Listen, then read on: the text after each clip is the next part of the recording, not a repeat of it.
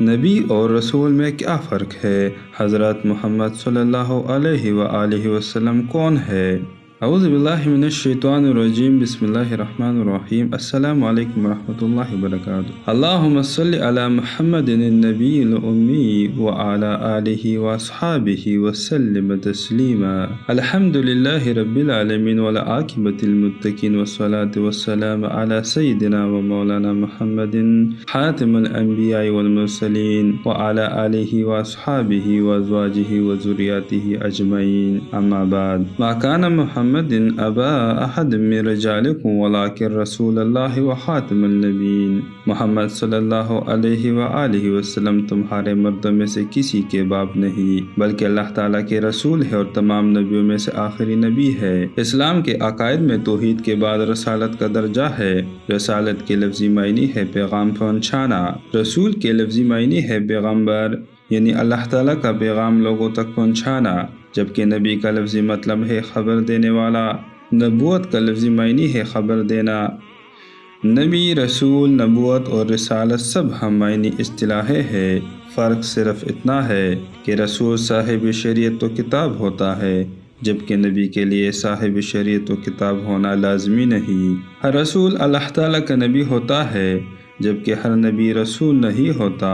صاف الفاظ میں کہا جائے تو رسول وہ ہے جن کے پاس کتاب ہوتا ہے، جیسے تورات حضرت موسیٰ علیہ السلام پر، زبور حضرت داؤد پر، انجیل حضرت عیسیٰ علیہ السلام پر، اور قرآن مجید حضرت محمد صلی اللہ علیہ وآلہ وسلم پر نازل ہوا۔ دنیا میں 1,24,000 انبیاء اللہ تعالیٰ نے اپنے بندوں کی ہدایت کے لیے بھیجے ہیں۔ رسالت کا سلسلہ حضرت آدم علیہ السلام سے شروع ہوا اور حضرت محمد صلی اللہ علیہ وآلہ وسلم پر آ کر ختم ہو گیا۔ حضور نبی کریم صلی اللہ علیہ وآلہ وسلم کے بعد کوئی نبی یا رسول نہیں آئے گا۔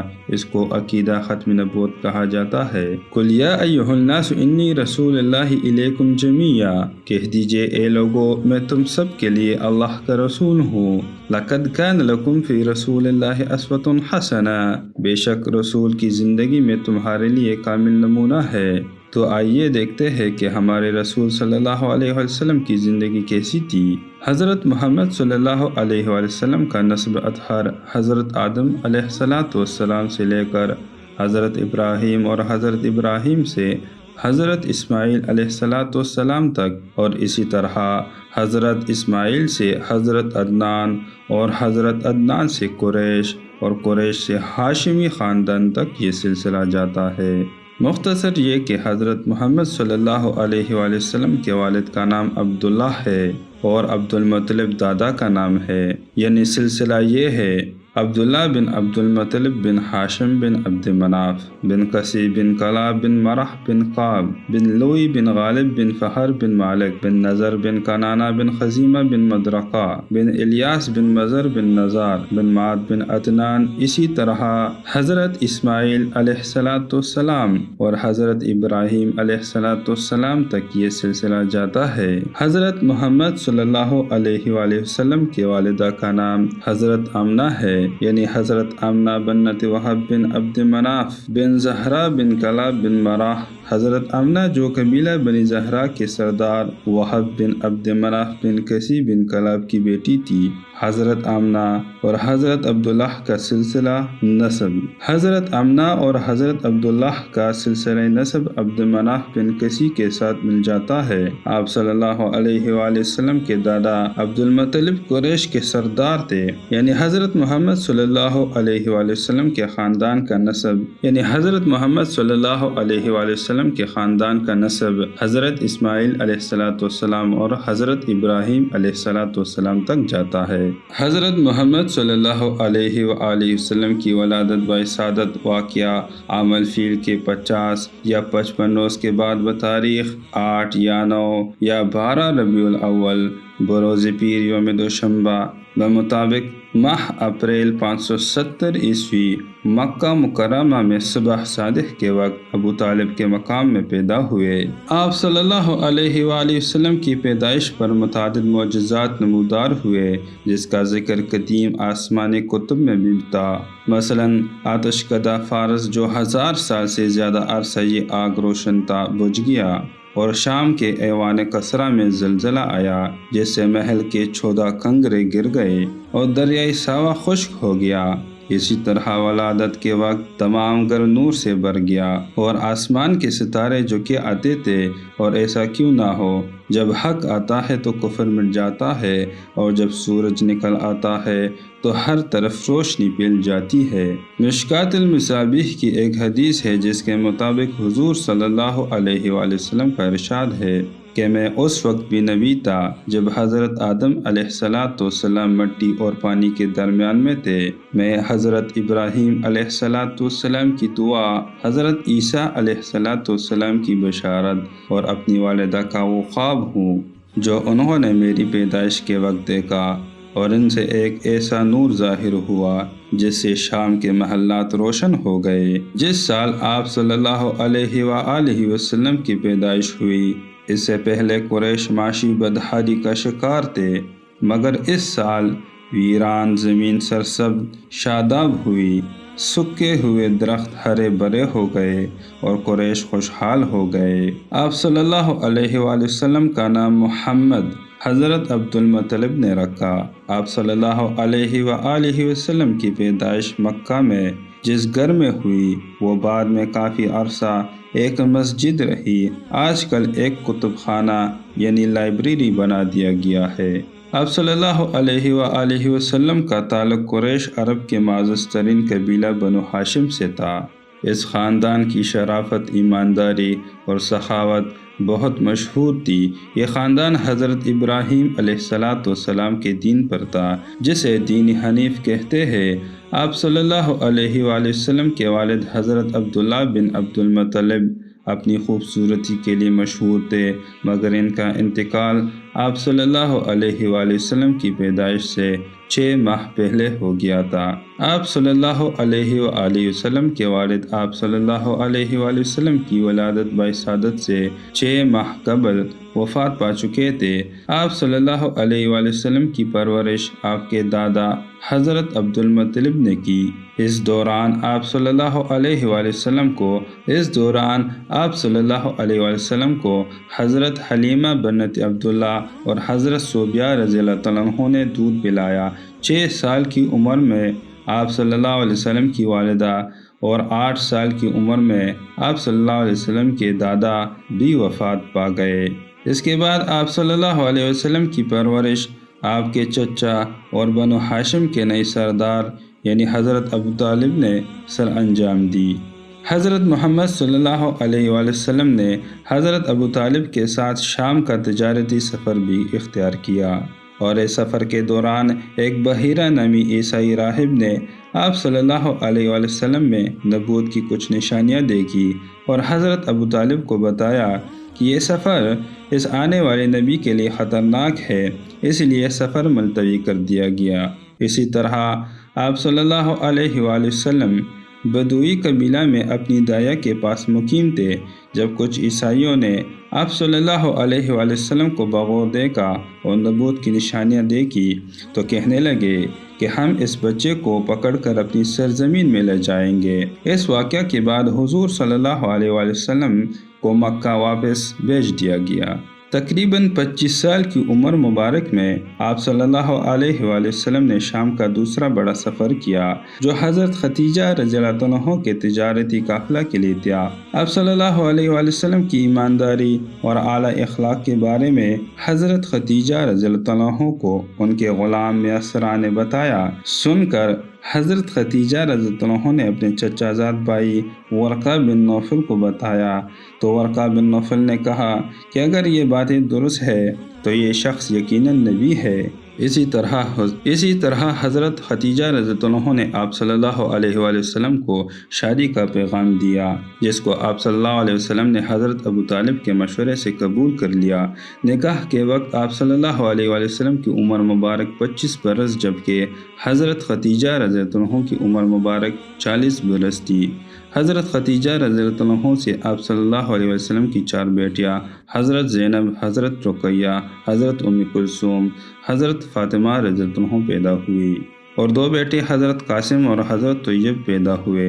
حضرت طیب کے نام طاہر اور عبداللہ بھی بیان کیے گئے ہیں۔ آپ صلی اللہ علیہ وآلہ وسلم کی تمام اولاد ماں سوا حضرت ابراہیم رضی اللہ عنہ کے حضرت خدیجہ رضی اللہ عنہ سے پیدا ہوئی۔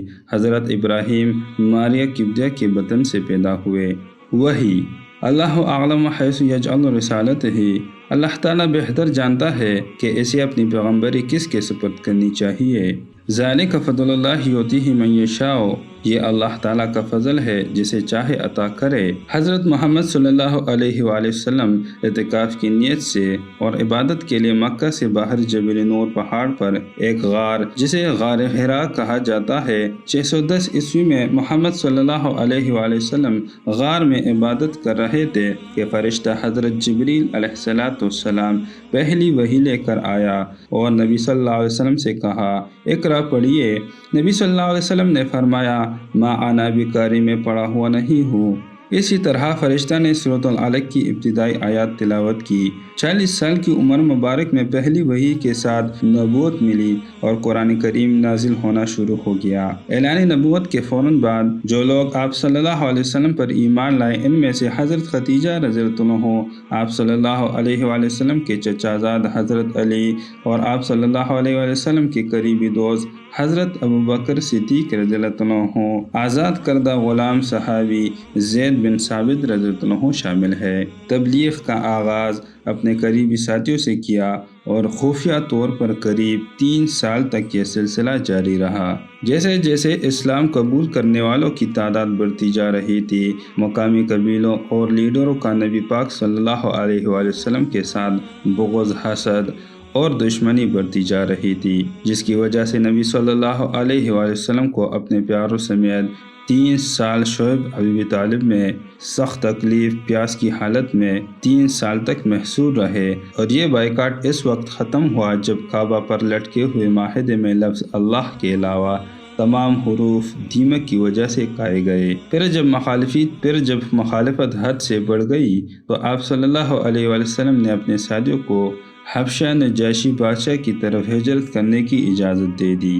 619 عیسوی میں آپ صلی اللہ علیہ وآلہ وسلم کی بیوی حضرت خدیجہ رضی اللہ عنہ اور آپ صلی اللہ علیہ وآلہ وسلم کے پیارے چچا حضرت ابو طالب انتقال فرما گئے۔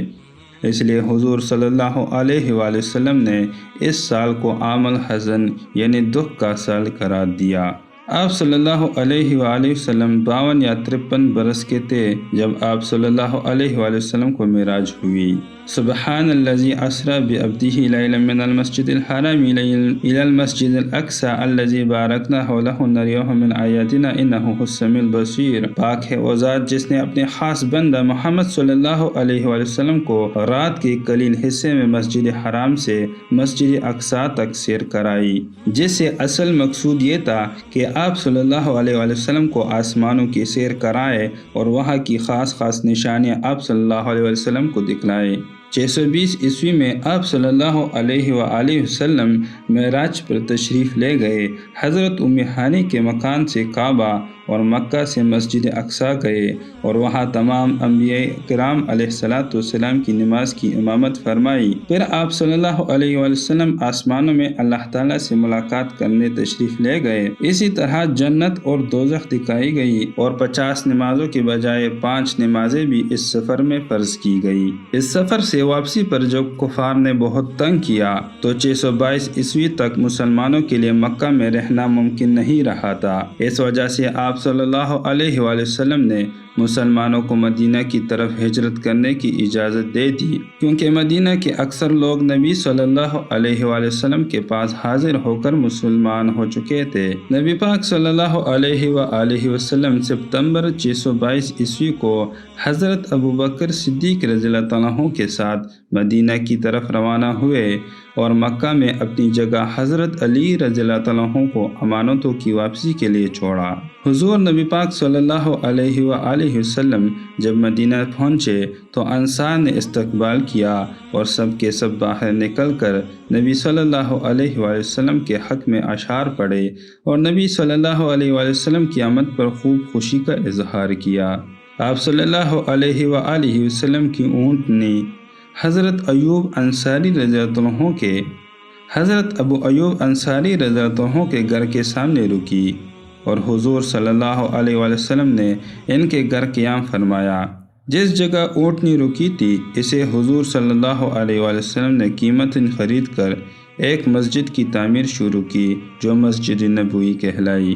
آپ صلی اللہ علیہ وآلہ وسلم نے مدینہ کے لوگوں میں اتفاق اور اتحاد قائم کیا۔ اسی دور میں مسلمانوں کو کعبہ کی طرف نماز پڑھنے کا حکم دیا گیا، کیونکہ اس سے پہلے مسلمانوں کو کچھ عرصے سے بیت المقدس کی طرف منہ کر کے نماز ادا کرنے کا حکم تھا۔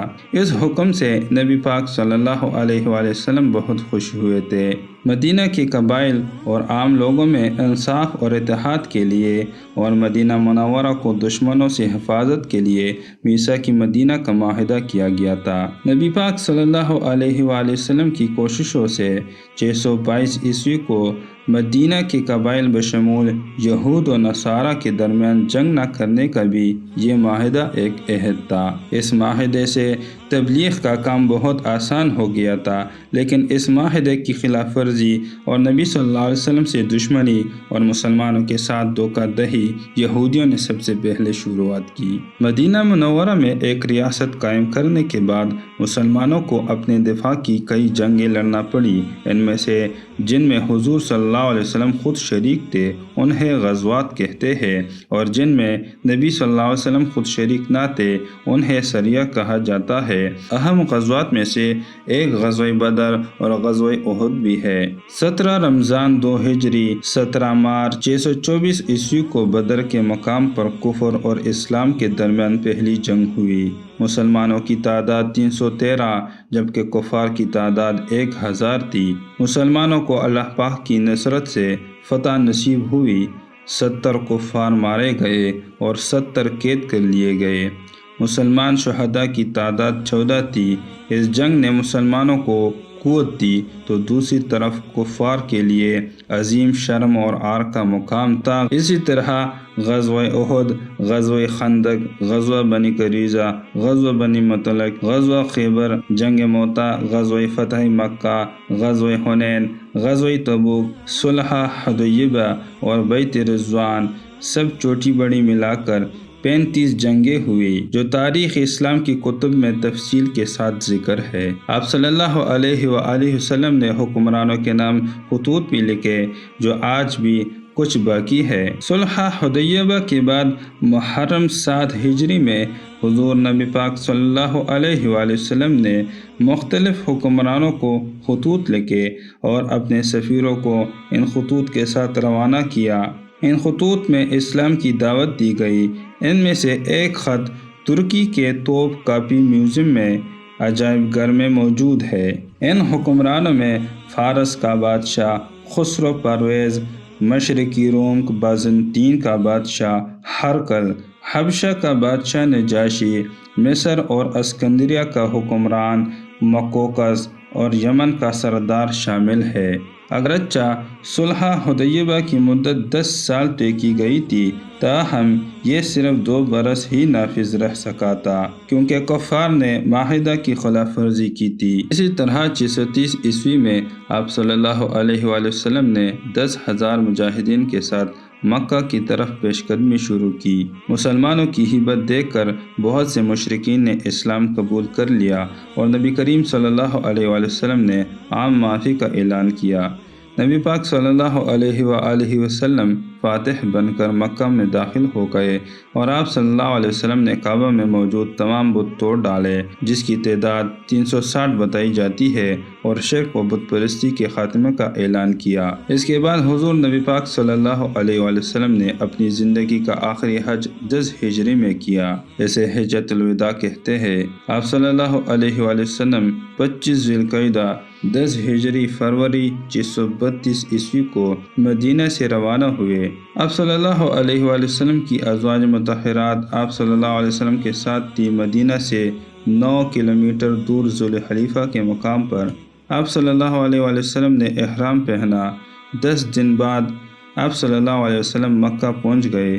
حج میں مسلمانوں کی تعداد 1,20,000 سے زیادہ بیان کی جاتی ہے۔ عرفہ کے دن ایک خطبہ دیا اور اس سے اگلے دن منا میں ایک یادگار خطبہ دیا جو خطبہ حجۃ الوداع کے نام سے مشہور ہے۔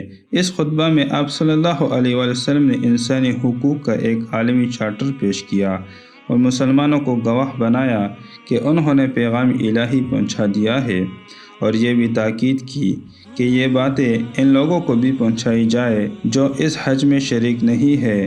اس خطبہ میں آپ صلی اللہ علیہ وآلہ وسلم نے یہ بھی فرمایا کہ شاید مسلمان انہیں اس کے بعد نہ دیکھ سکے۔ آپ صلی اللہ علیہ وآلہ وسلم نے فرمایا، مسلمان پر دوسرے مسلمان کا جان و مال حرام ہے، اور یہ بھی کہ نسل کی بنیاد پر کسی کو کسی پر فوقیت نہیں۔ اسلام میں تقوی اور پرہیزگاری کو فوقیت حاصل ہے۔ آپ صلی اللہ علیہ وآلہ وسلم نے اسلام کے حرام اور حلال پر بھی روشنی ڈالی۔ خطبہ کے آخر میں آپ صلی اللہ علیہ وآلہ وسلم نے تاکید فرمائی کہ حاضرین اس پیغام کو غائبین تک پہنچائے۔ الحمدللہ آج ہم تک پہنچ گیا، ہم کوشش کریں گے کہ دوسروں تک پہنچائے انشاءاللہ۔ حضور نبی پاک صلی اللہ علیہ وآلہ وسلم کے معجزات، سب سے پہلے معجزہ تو قرآن پاک ہے، جس کے بارے میں ہم نے پہلے بات کی ہے۔ قرآن پاک اللہ تعالیٰ کا وہ کلام ہے کہ جسے آج تک نہ کوئی بدل سکا اور نہ کوئی بدل سکتا ہے۔ نبی پاک صلی اللہ علیہ وآلہ وسلم کا دوسرا بڑا معجزہ جو انگلی کے اشارے سے چاند کے 2 ٹکڑے کر دیے تھے۔ اسی طرح شب معراج کا واقعہ اپنی جگہ ایک معجزہ ہے، اور شق کے صدر جب نبی پاک صلی اللہ علیہ وسلم کے کل مبارک کو فرشتوں نے کئی بار آب زمزم سے دھویا، اسے واقعہ شق صدر کہا جاتا ہے۔ اسی طرح حضرت حلیمہ سعدیہ رضی اللہ عنہ کے ساتھ سفر میں سواری کا سب سے تیز بھاگنا، اور حلیمہ سعدیہ کے قبیلے بنو اسد کے جانوروں کے تن دودھ سے ہرے بھرے ہو جانا۔ اسی طرح آپ صلی اللہ علیہ وسلم کے بہت سارے معجزات ہیں۔ ایک طویل فہرست ہے، دیکھیں قصص الانبیاء اور سیرت مصطفیٰ صلی اللہ علیہ وسلم میں۔ ازواج مطہرات حضور نبی پاک صلی اللہ علیہ وسلم کی مختلف روایات میں 11 ازواج کے نام ملتے ہیں، جن میں سے 2 ازواج آپ صلی اللہ علیہ وسلم کی زندگی ہی میں وفات پا چکی تھی، حضرت خدیجہ رضی اللہ عنہ اور حضرت زینب رضی اللہ عنہ۔ ان 2 کے علاوہ 9 ازواج مطہرات آپ صلی اللہ علیہ وسلم کے پردہ فرمانے کے بعد بھی حیات رہی۔ نبی پاک صلی اللہ علیہ وسلم کی زیادہ تر ازواج بیوہ تھی اور عمر میں بھی زیادہ تھی۔ مشرکین اس بات کو نہیں دیکھتے اور کہتے ہیں کہ نبی پاک صلی اللہ علیہ وسلم نے زیادہ شادیاں کی، جبکہ عرب میں اس وقت زیادہ شادیوں کرنے کا ایک عام رواج تھا۔ ان ازواج میں سے صرف حضرت خدیجہ رضی اللہ عنہ اور حضرت ماریہ قبطیہ رضی اللہ عنہ سے اولاد ہوئی۔ حضور پاک صلی اللہ علیہ وسلم کی ازواج کو امہات المومنین کہا جاتا ہے، یعنی مومنین کی مائیں۔ ان کے نام حضرت خدیجہ، حضرت سودا، حضرت عائشہ صدیقہ رضی اللہ عنہ، حضرت حفصہ، حضرت زینب، حضرت ام سلمہ، حضرت زینب بنت حج، حضرت جویریہ رضی اللہ عنہ، حضرت صفیہ، حضرت ماریہ قبطیہ، حضرت میمونہ۔ آپ صلی اللہ علیہ وسلم کے 3 بیٹے قاسم، عبداللہ، ابراہیم اور 4 بیٹیاں زینب، رقیہ، ام کلثوم اور فاطمہ رضی اللہ عنہ پیدا ہوئی۔ مومنوں کے لیے نبی پاک صلی اللہ علیہ وسلم ہمیشہ زندہ تھے اور زندہ رہیں گے۔ قل یا ایھا الناس انی رسول اللہ الیکم جمیعا، کہہ دیجئے اے لوگوں میں تم سب کے لیے اللہ کا رسول ہوں۔ وما ارسلناک الا کافۃ للناس بشیرا ونذیرا، اور ہم نے آپ صلی اللہ علیہ وسلم کو تمام لوگوں کے لیے خوشخبری سنانے والا اور ڈرانے والا بھیجا ہے۔ من یطیع الرسول فقد اطاع اللہ، جس نے رسول کی اطاعت کی اس نے اللہ تعالیٰ کی اطاعت کی۔ وصال، حجۃ الوداع کے فوراً بعد آپ صلی اللہ علیہ وآلہ وسلم کچھ بیمار ہو کر تندرست ہو گئے، مگر کچھ عرصے بعد آپ صلی اللہ علیہ وآلہ وسلم پھر بیمار پڑ گئے اور کئی روز تک آپ صلی اللہ علیہ وآلہ وسلم کے سر میں درد ہوتا رہا۔ بالآخر روایت کے مطابق مئی یا جون 632 عیسوی میں 12 ربیع الاول دوشنبہ دوپہر کے وقت حضرت محمد صلی اللہ علیہ وآلہ وسلم اس فانی دنیا سے پردہ فرما گئے۔ انا للہ و انا الیہ راجعون۔ اس فانی دنیا سے رخصت کے وقت آپ صلی اللہ علیہ وآلہ وسلم کی عمر مبارک 63 برس تھی۔ حضرت علی رضی اللہ عنہ اور دیگر صحابہ نے غسل و کفن دیا اور اصحاب کی مختلف جماعتوں نے یک کے بعد دیگر نماز جنازہ ادا کیے اور حضرت محمد صلی اللہ علیہ وآلہ وسلم کو مسجد نبوی سے ملحق ان کے حجرے میں اسی جگہ دفن کیا گیا جہاں آپ صلی اللہ علیہ وآلہ وسلم نے وصال فرمایا تھا۔ یاد رہے کہ آپ صلی اللہ علیہ وآلہ وسلم کے دور میں جو مدینہ شہر تھا آج وہ تمام علاقہ مسجد نبوی میں شامل ہے۔ اللہ تعالی ہم سب کو حج اور عمرہ اور دیدار نبی صلی اللہ علیہ وآلہ وسلم بار بار نصیب فرمائے۔ سبحان ربک رب العزت عما یصفون وسلام علی المرسلین والحمد للہ رب العالمین، آمین۔